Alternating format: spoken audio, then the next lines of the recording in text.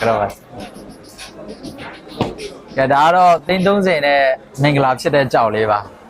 သိန်း30နဲ့ဝယ်လိုက်တာပေါ့နော်ကဲ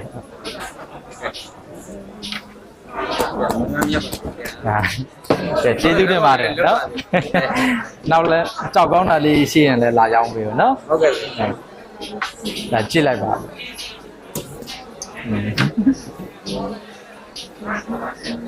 ဒါကြောက်လေးတစ်ချက်ကြည့်ကြအောင်ဟုတ်ဒီရီပန်းလေးကိုကြိုက်တာပါနော်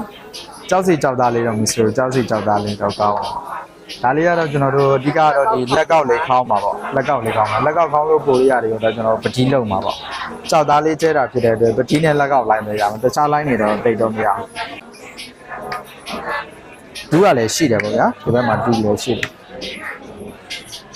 လက်ကောက်တကွင်းက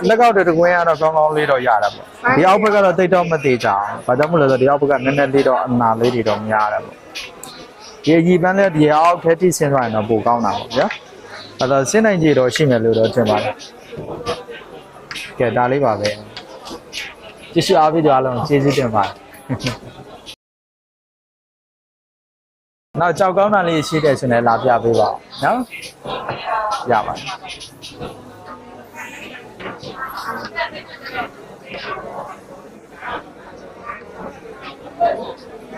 ကျဲသွားတော့နော်ရေးလိုက်စစ်လိုက်ရေးလိုက်